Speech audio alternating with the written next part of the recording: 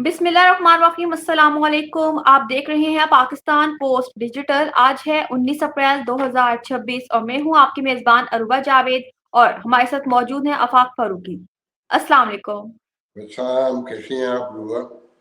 मैं ठीक हूँ, आप ठीक हैं? कहते हैं ना कि आफ्टर लॉन्ग टाइम। जी। अच्छा आफाक साहब, ये पाकिस्तान में स्पेशली पिंडी इस्लामाबाद की सिचुएशन बड़ी अजीब सी चल रही है। कल रात 12 बजे से जो है जुड़वा शहर में लॉकडाउन नाफिज कर दिया गया है। हर किस्म की ट्रांसपोर्ट बंद कर दी गई है। होटल्स खाली करवा लिए, हॉस्टल्स खाली करवा लिए, तमाम रेस्टोरेंट्स, बैंक, सब कुछ जो है ना मतलब मुकम्मल लॉकडाउन कर दिया गया है।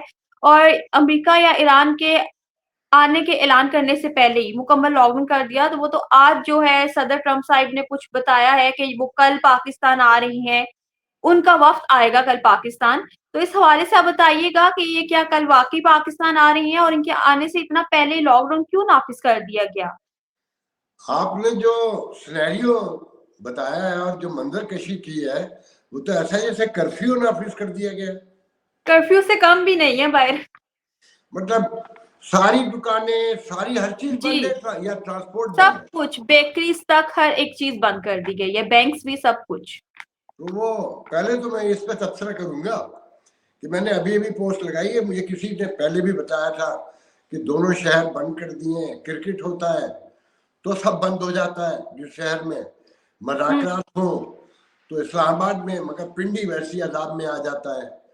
तो मुझे ऐसा लग रहा है ईरान तो तबाह हो ही रहा है, वो हमें खुशियां बज़ाहिर देकर हमें भी बर्बाद कर देगा कि दो शहर तो फारिग हैं हर वक्त। खैर, ये तो अजरा है तफन्नुन जिसे कहते हैं। देखिए, ये अभी तक बड़ी कंफ्यूजन है। डोनाल्ड ट्रंप, आपने बिल्कुल सही कहा कि उन्होंने कहा कि जी हमारे मुज़ाकरात इन एडवांस मंडे को पहुंचेंगे। आप कह रही पहुंच गए, तो पहुंच गए होंगे। और पहुंचने वालों में वही विटकॉफ हैं और जेरेड कुशनर हैं, जो दोनों दो मुल्कों के एक साथ रिप्रेजेंट करते हैं, अमेरिका को भी और इसराइल को भी। और इन दोनों के आमद के साथ अगर ईरानी मुकम्मल तैयार हो गए तो ये तो तय है कि जेडी वेंस नहीं आएंगे, अब डोनाल्ड ट्रंप आएंगे साइन करने के लिए। और जैसे कहा जा रहा था डोनाल्ड नहीं ट्रंप आफाक साहब, जो ट्रंप साहब ने बयान दिया है सदर ट्रंप ने, उसमें उन्होंने यही बताया अपनी ट्वीट में कि वो ही वक्त दोबारा आएगा, जेडी वेंस आएंगे। ये अभी कोई आधे घंटे में कहा हो तो मुझे नहीं पता। जी, आधे अभी ये घंटे करंट पहले न्यूज़ ही है। आज मेरे इल्म में नहीं है, क्योंकि मैं अच्छा। ट्रेवल कर रहा था, मैं हाईवे पे था, तो मुझे अच्छा। मैंने नहीं देखा। मगर आधे घंटे पहले तक जो मेरी मालूमात ये थी कि अगर ईरानी रजामंद हो गए तो डोनाल्ड ट्रंप आएंगे साइन करने के लिए, और नहीं आए तो फिर लड़ाई फिर शुरू होगी। मगर जो वो कह रहे हैं कि वो एनर्जी पावर प्लांट ये वो, ऐसा कुछ नहीं होगा। दोबारा से सदर ट्रंप ने बड़ी शदीद धमकियां दे दी हैं ईरान को। जी, मैं वही बता रहा हूँ कि वो धमकियां हैं क्योंकि पूरी दुनिया उनके ऐसे कहना चाहिए एक्सट्रीम प्लान के खिलाफ है, including United nation, Vatican, Europe, America, Asia, और मुसलमान मुल्क तो है ही हैं। हुक्मरान बोलने के काबिल नहीं है। तो मेरा नहीं ख्याल है कि वो इस पैमाने पे होगी।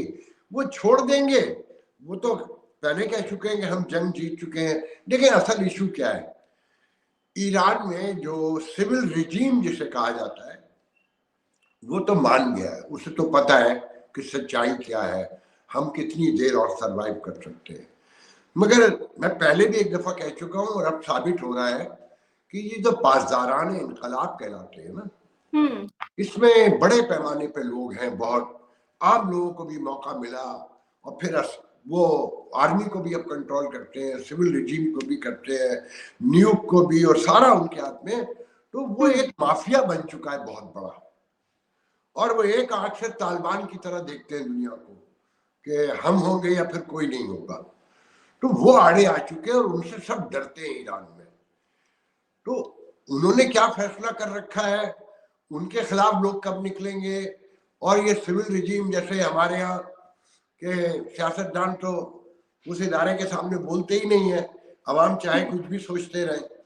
तो वो सिचुएशन जो है अगर वो कायम रही तो फिर पूरी दुनिया मिलकर आएगी, फिर यूरोप भी आएगा, क्योंकि ऐसा नहीं हो सकता कि हरमुज जो है आपको रहमो करम पे छोड़ दी जाए। ठीक है, चाइना आपके साथ है, जो मेरी तलाश है कि कल चाइना के 6 ऑयल टैंकर अमेरिकन नेवी की आंखों में आंखें डाल के निकले, दोनों के दरमियान सायरन से लेकर लाउड स्पीकर पे ऐलानात का तबादला हुआ, और फिर फैसला हुआ कि ईरानी ऑयल को जाने दिया जाए, क्योंकि वो ईरानी ऑयल टैंकर जो थे वो ईरानी नेवी के थे बेसिकली। तो वो एक लंबी कहानी है, सब अपना अपना खेल खेल रहे हैं, मगर ईरान को एक बात समझ में नहीं आ रही कि बर्बादी उसके और उसके अवाम के मुकद्दर में आएगी, और फिर ये मुल्क टुकड़े टुकड़े होगा। अभी तो लेकिन आफाक साहब, अभी तक ईरान की जानिब से तो ये बयान नहीं दिया गया कि हम पाकिस्तान आ रहे हैं मुज़ाकरात के लिए। इन 2 दिनों में तो ऐसा कोई बयान नहीं आया, और कल दिन तक ये जरूर उनके वज़ीर ख़ारजा ने कहा है कि पाकिस्तान के थ्रू अमेरिका को पैगाम पहुंचाया गया है कि आप बता दें कि अगर आपने पहले की तरह बहुत ज्यादा मुतालबात रखने हैं तो अपना और हमारा वक्त जाया मत करें आप भी। ठीक है, अभी तक जो है मतलब सदर ट्रंप ने बताया कि वो पाकिस्तान भेज रहे हैं अपने वक्त को, ठीक है, लेकिन ईरान की जानिब से अभी तक ऐसा ऐलान नहीं किया गया कि वो आ रहे हैं, तो वो कब आ रहे हैं या कुछ। आप बिल्कुल सही कह रही हैं। यहाँ तक के कि जो डोनाल्ड ट्रंप ने उनके हवाले से दावे किए, डील के हवाले से उन्होंने सब कुछ नेगेट कर दिया और कह दिया कि ऐसा कुछ नहीं हो रहा, ना हम यूरेनियम दे रहे हैं और ना हम 20 ईयर पे, ना अब हरमुज खोलने जा रहे हैं अब उनकी शराइत पे। अच्छा, हरमुज का मसला ये है कि चाइना असल खेल खेल रहा है, जो यहाँ कहा जा रहा है कि अमेरिका चाहता है कि उसकी हेजमनी मॉनिटरिंग सब उसकी रहे, कि दोबारा ये मौका ना आए जो आज आया हुआ है। और ईरान के सहारे ईरान वो चाहता है, चाइना चाहता है कि हेजमनी जो है उस 21 एरिया की जो बेल्ट है सी की, उस पर ईरान की हेजमनी कायम रहे, कि उसे अमेरिका जब चाहे बंद ना कर सके। तो ये असल लड़ाई है, और न्यूज़ पे तो मैं समझता हूँ कि ईरानी मान चुके हैं, और उसमें तो अमेरिका के लिए परेशानी की बात है कि ये डील तो ओबामा के दौर में पहले भी हो चुकी थी। अब 300 केजी यूरेनियम जो है उनके दौर में भी सकते थे। अब ईरानी 400 केजी कहते हैं कि हमें 400 की इजाजत दी जाए, और अमेरिकन 20 साल कहते हैं, पहले 15 साल तो मौजूद था न्यूक नहीं बना सकते। अब वो कहते हैं 5 साल, तो 10 साल पे जाके बात मुक जाएगी ना कहीं। तो इसका मतलब है कि डील तो पहले से ज्यादा वर्स्ट है। अब उसे ये कैसे कंपनसेट करेंगे, ये देखें, ये पाकिस्तानी अवाम नहीं है, यहाँ बहुत बड़े बड़े थिंक टैंक्स हैं, बहुत मैच्योर मीडिया है, फिर इंटेलेक्चुअल और बहुत सारे हैं, तर्बिया निगाह से लेकर, फिर अवाम भी बहुत पढ़ी लिखी है जी। तो वो सवाल पूछेंगे कि ओबामा की डील तोड़ने का वो तो बताए ना वजह क्या थी, कि हुरमुज तो खुली हुई थी, आपने तो वो भी बंद करवा दी, और जो डील करके ये दोबारा क्यों हुरमुज बंद की गई है आफाक साहब?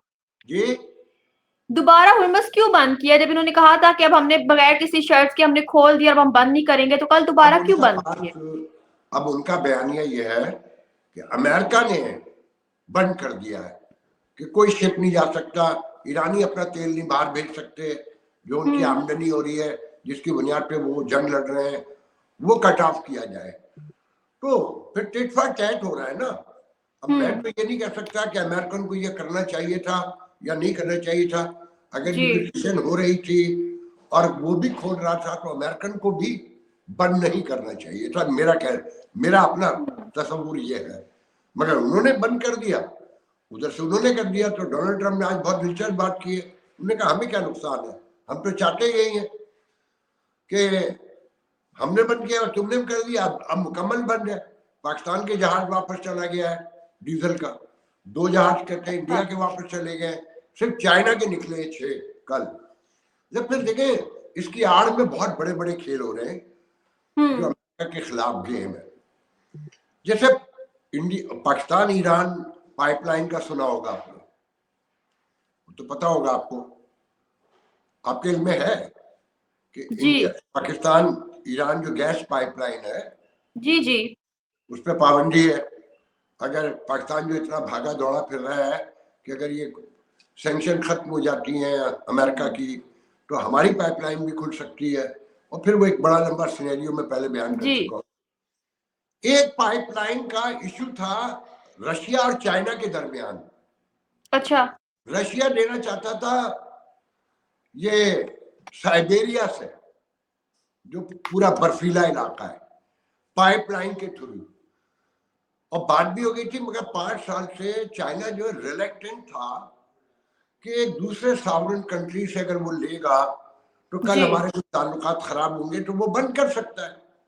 तो चाइना की जो पूरी इकोनॉमी ऑयल एंड गैस पे खड़ी हुई है, तो वो अवॉइड करता था। और रशिया कहता था कि देखो तुम सी के थ्रू जो लेते हो, वहां अमेरिका तुम्हें किसी वक्त भी प्रॉब्लम डाल सकता है। तो वो चीज अब सामने आ गई है। वो आड़ कोई भी हो, बहाना कोई भी हो, वजह कोई भी हो, हरमूज बंद है, ईरान से लड़ाई है किसी से, मगर सी बंद है। और जी। उसकी 1/3 जो है ऑयल जो है हरमुज से आता है। तो अब उन दोनों के दरमियान डील साइन हो गई है। 70% गैस जो है अब वो साइबेरिया से लेगा, रशिया से लेगा।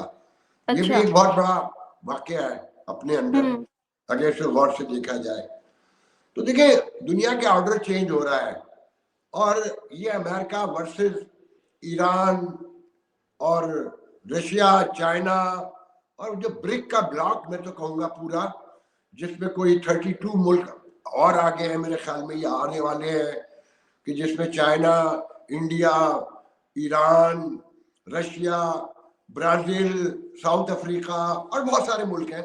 और अब कहते हैं 30 को 40 मुल्क हो जाएंगे, जो मोर देन 40% इकोनॉमी एक तरफ चली जाएगी, जो यूरो में, जो इंडियन पाकिस्तानी का, अगर पाकिस्तानी चले जाए उसमें, और यॉन में ऑयल खरीदेंगे।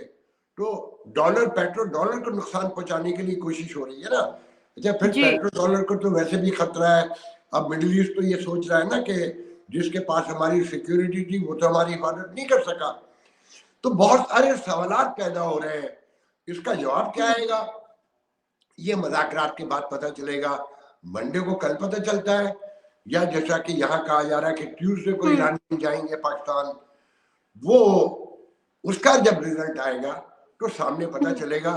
फिलहाल तो आप लोग एंजॉय करें लॉकडाउन को, कर्फ्यू लगा हुआ है, कर्फ्यू खुल भी जाए तो कोई फर्क तो पड़ता नहीं है। 26 अप्रैल तक अनाउंसमेंट हुई है कि लॉकडाउन लगा रहेगा। जी, 26 अप्रैल तक ना ये लॉकडाउन लगा रहेगा, ये ऐलान किया गया हमारी हुकूमत की जानिब से। 26 अप्रैल तक? जी। मैं क्या तबसरा कर सकता हूँ। देखिए मैं तो तवील तरीन अरसा हो गया, मेरे लिए तो ये अचंभे की बातें हैं। अब हमारे शहर न्यूयॉर्क में कुछ 150 अबव कंट्रीज के हेड आते हैं, यूनाइटेड नेशन का जब सेशन होता है, तो थोड़े से साइन नजर आते हैं इलेक्ट्रिक के, जिनमें बताया जाता है कि अल्टरनेटिव राउट, और avoid to go Manhattan specially in the day time, avoid to go. कोई लॉकडाउन नहीं होता, और जिस रोड पर सब कुछ हो रहा होता है वहां से आम पेडेस्ट्रियन भी गुजर रहा होता है और आम गाड़ी भी गुजर रही होती है। कोई, देखिए असल में मसला क्या है, क्योंकि आपका मीडिया तो सीज है ना, या खरीदा हुआ है, अक्सरियत तो बेसिकली तो खरीदा हुआ है, मालकान से लेके नीचे तक। ये 9/11 इंसानी तारीख का, रिसेंट हिस्ट्री का तो सबसे बड़ा वाकया है ना जी। 3 दिन के बाद ये शहर खुल गया था। मैंने अपनी पूरी लाइफ में यहाँ कभी नाका नहीं देखा। अच्छा।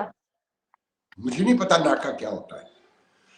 एक बार मैं नाम लेकर बताऊंगा, मेरे ऑफिस में पाकिस्तान के नामवर इंटेलेक्चुअल, बहुत बड़ा नाम, मेरे असातिज़ा में से भी है, मुन्नू भाई का नाम सुना होगा आपने। मुन्नू भाई बैठे हुए थे। पाकिस्तान के एक लेजेंडरी सहाफी, दोनों का इंतकाल हो चुका है, जो जंग लाहौर के एडिटर रहे, जियो के एमडी रहे, जवाद नजीर मरहूम, वो भी बैठे हुए थे। और आज के सनी इब्राहिम जिस वक्त न्यूयॉर्क में है, ये सब मेरे दफ्तर में बैठे हुए थे। फैसला हुआ मेरे पास, मुन्नू भाई और जवाद नजीर मेरे घर ठहरे हुए थे। तो हम घर से निकले, तो जब मेरे घर के करीब कोई 10 मिनट बिफोर 2 सड़कें, एक हाईवे से उतर के हम दूसरे हाईवे पे चढ़ते थे, तो उसके बिटवीन में जो लिंक था, छोटा सा एक पैच, वो होगा कोई quarter mile, less than quarter mile. वहां पहली और जिंदगी में आखिरी बार पुलिस वालों ने गाड़ी को रोका। अदरवाइज तो स्पीडिंग पे रोकेंगे किसी उस पे, मगर वो खास तौर से जैसे नाके की तरह लगे थे। तो उन्होंने टॉर्च वाइट डाली, एक दो सवाल, समी इब्राहिम गाड़ी चला रहे थे, मैं और जवाद नजीर पीछे बैठे थे, मुन्नू भाई आगे बैठे हुए थे। अच्छा। तो वाहिद जिंदगी का वाकया है कि पुलिस ने कभी रोका हो। देखिए यहाँ जो एजेंसियां हैं ना वो काम करती है, ह्यूमन इंटेलिजेंस सबसे अहम है, और रिकॉर्ड डेटा आज के ऑनलाइन उन्हें ईच एवरी पर्सन की मूवमेंट पता है। आपके मुल्क में जो एजेंसियां जो है वो पॉलिटिकल मामला तो मैनेज करती हैं, तो वो लॉकडाउन लगा लेती हैं। उन्हें पता है ये जानवर भेड़ बकरी हैं, इनको जैसे चाहो हाट लो। मतलब किसी इंसानी माशरे में ये मुमकिन है कि एक हफ्ते के लिए इतने दो बड़े शहर और इंक्लूडिंग कैपिटल बंद कर दिए जाए? मतलब स्कूल बंद, सब कुछ बंद हो गया ना, बिल्कुल, ऑफिस बंद, पेपर्स तक तो कुछ कैंसिल बचे ही किए नहीं। गए, सब कुछ ना। तो क्या कह सकते हैं? और अच्छा आफाक साहब, आज जो है सदर ट्रम्प जो है उन्होंने जो है फील्ड मार्शल आसिम मुनीर से टेलीफोनिक राब्ता किया है, और जो भी उनकी सिचुएशन पे ईरान के हवाले से जो भी गुफ्तगू हुई है, तो मुझे ये नहीं समझ आ रहा कि फील्ड मार्शल आसिम मुनीर साहब को कॉल करना, मतलब वज़ीर आज़म और वज़ीर ख़ारजा को छोड़कर। वो आप बहुत सादा हैं या बहुत चालाक है या बहुत अनजान है। सादा ही हुए, अनजानी है। आपके मुल्क में सिविलियन की कभी कोई डेमोक्रेटिक जो आपको बज़ाहिर दिखाए जाते हैं उनकी कोई हैसियत ही नहीं रही। बल्कि मैंने कल एक कॉलम भी लिखा है सोशल मीडिया पे, जो उससे सुकरात से बहस शुरू होती है कि वो कहता था कि ये जो डेमोक्रेसी है, एक तो वन बोर्ड जो है इसमें हर जाहिल भी और पीएचडी भी एक है, और जो स्क्रिप्ट राइटर है वो स्टूज ला के सामने खड़े कर देते हैं और अवाम उनकी बातें सुन के, नारे दावे सुन के वोट दे देते हैं, मगर गेम खेलने वाले पीछे होते हैं। तो आपके मुल्क में तो हमेशा से ये हो रहा है, और सबको पता है कौन कर रहे हैं। आपके यहाँ तो छुपा हुआ भी नहीं है। आपके यहाँ हुकूमत जो है वो आसिम मुनीर की है, और आसिम मुनीर इस हुकूमत के गारंटर हैं। जो नहीं, हुकूमत तो देखिए वज़ीर आज़म शहबाज शरीफ साहब की है ना, हुकूमत तो आसिम मुनीर साहब की नहीं है। ये तो आप और अब आपका निजाम कहता है ना। वो कल मेरे एक दोस्त कह रहे थे कि कल फिर काकुल में हलफ उठाया गया है, नए कैडेट जो आए, कि मैं अल्लाह को हाजिर नाजिर जान के कहता हूँ कि मैं सियासत में मदाखलत नहीं करूंगा, मेरे कोई सियासी अदाइम नहीं है। तो वो कह रहे थे यार इनको मशवरा दो कि हलफ में से यही निकाल दें, हमें गिल्टी फील होता है, इन्हें तो शर्म आती नहीं है कि अल्लाह का नाम लेकर झूठ बोलना। तो भाई इस शिक को निकाल देना। अब तो मुकम्मल आपकी हुकूमत है, आर्टिकल से ये निकाल दें, आइन से, और कहें कि हाँ जी हमें हलफ लेता हूं कि मैं इस मुल्क की सियासी और समाजी और माशी हर तरह से निगरानी करूंगा, बात खत्म हो जाएगी। मगर इनको कोई लिहाज नहीं है। इनको ये हाफिज, मैं बहुत सी बातें नहीं कहूंगा, आप मुश्किल में आ जाएंगी। मुझे तो वहां बैठ के भी डर नहीं लगता, और आप बिलाशुबा परेशानी मैं नहीं देखना चाहता। खैर इस बात को छोड़े, ये आपका पूरा निजाम हमेशा से वो चलाते हैं। ये मुल्क बनाया ही उनके लिए गया था। आप और मैं उसमें खामखा रहे हैं। आप खामखा है, मैं तो मां हूं ही नहीं। तो ये कोई नई बात नहीं है, और वही रहेंगे जब तक जरूरत है। उसके बाद जी। इनकी जरूरत खत्म हो जाएगी तो ये डंप हो जाएंगे, फिर नया कोई आ जाएगा। हमेशा से अयूब खान के दौर से अब तक यही हो रहा है। अच्छा पाक साहब, एक और जो कल लबनान जंगबंदी की भी खिलाफ वर्जी की गई है इसराइल की जानिब से, तो जब पहले ये बात मतलब तय हो गई थी कि अब लबनान जंगबंदी हो गई है, तो दोबारा से इसराइल ने जो है बमबारी की है लबनान पर। तो क्या अब ये दोबारा से मुज़ाकरात में ये डील होगी कि अब आपने लबनान पे जो है जंगबंदी करनी है, बमबारी दोबारा से नहीं करनी है? ये कि एक दफा तो पहले अखलाकियात, बात हो गई थी ना। ये अखलाकियात के भाषण पाकिस्तानियों को अच्छे नहीं लगते। अब सॉरी, मैंने देखा है सोशल मीडिया पे कि इसराइल को कोई नहीं रोक रहा, वो भाई बाहर सब आप सबको पता है कि ताकत की दुनिया है। आपके अपने मुल्क में ताकत की बुनियाद पर सब कुछ हो रहा है। पहले अपना दुरुस्त कर लो, फिर दूसरों पे तनकीद करो। 78 साल तो हो गए, आपको आइडियल दुनिया बाहर चाहिए, आपको कुरान के ऐन मुताबिक दुनिया बाहर की चाहिए। या जब आप बाहर आ जाते हैं, अमेरिका आ जाए, यूरोप आ जाए, यहाँ जो पाकिस्तानी रहते हैं मुझ जैसे ना होने के बराबर है, उन्हें सब इस वक्त अमरीका बुरा लग रहा है, उनको इसराइल बहुत जहर लग रहा है, और वो तंज भी करते हैं हम जैसे लोगों पे। वो शर्म करो यार। जी। अगर माइंड राइट ना होता तो आप यहाँ आते ही नहीं। यहाँ अभी भी आफाक बैठकर अमेरिका पे और डोनाल्ड ट्रंप पे तनकीद कर लेता है, खुल के कर लेता है। वहां करके दिखाए ना। वहां तो कहते हैं जी हम मजबूर हैं, हमारे बच्चों को मार देंगे, हमें उठा के ले जाएंगे। तो ये भाषण छोड़े, दुनिया हमेशा से ऐसे ही उतरी, ऐसे ही रहेगी। ताकत माइट एंड राइट, इसीलिए ये सारे मज़ाहिब आए, रियासती निज़ाम आए, अखलाकियात के ड्रामे गढ़े गए, मगर अभी वहशत खत्म नहीं हुई है और अभी एक तवील फासला है। मैं इससे ज्यादा इस पे और कुछ नहीं कहूंगा। अच्छा, आफाक से एक आखिरी बात है कि भारत का कल की खबर है, तो भारत ने जो है ईरानी तेल खरीदा है चीनी युआन में, चीनी करेंसी में। तो क्या लगता है कि अब जो मैंने आपसे पहले कुछ टाइम पहले भी बात की थी कि क्या अब डॉलर की कीमत कम हो जाएगी, और आपने कहा था कि ऐसे तो नहीं होने जा रहा, लेकिन अगर तमाम ममालिक जो है ये तेल खरीदने लग गए चीनी करेंसी में या ईरान की करेंसी में, तो आपको नहीं लगता कि उसके यूएस की करेंसी में कोई फर्क आएगा? देखिए, अभी जो इंडिया ने तेल खरीदा है वो अमेरिका की इजाजत से खरीदा है, 16 तक इजाजत अच्छा। दी, अब दोबारा उठा ली गई है। हम्म। मगर ये तो अब तेजी से हो रहा है।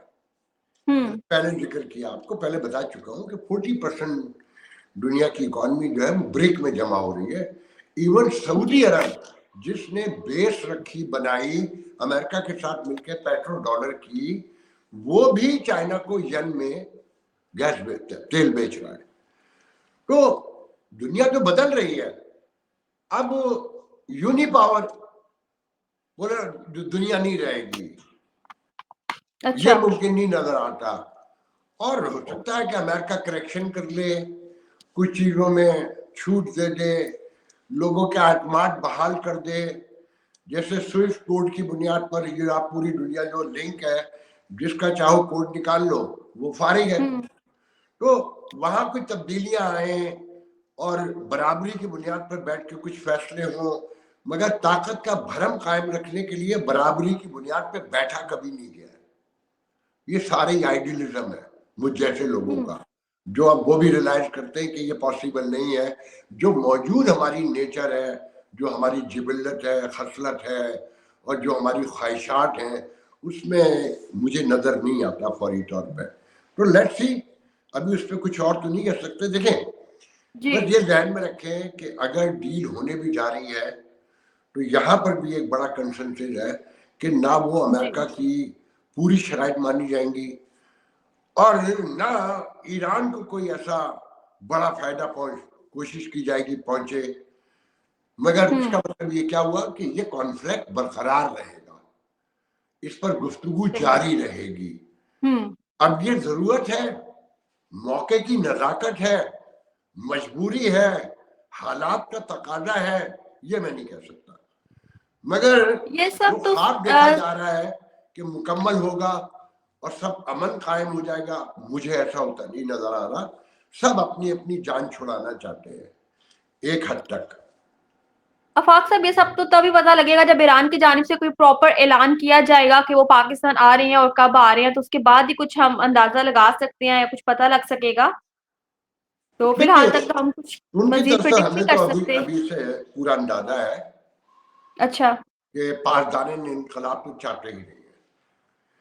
वो अपने अंदर एक माफिया है, विद इन स्टेट है, उन्हें भी डिफेंस, हाउसिंग, कंट्रोल, माल बनाना, ड्रग बेचना और वेपन बेचना, स्मगलिंग करना, सब वही कर रहे हैं।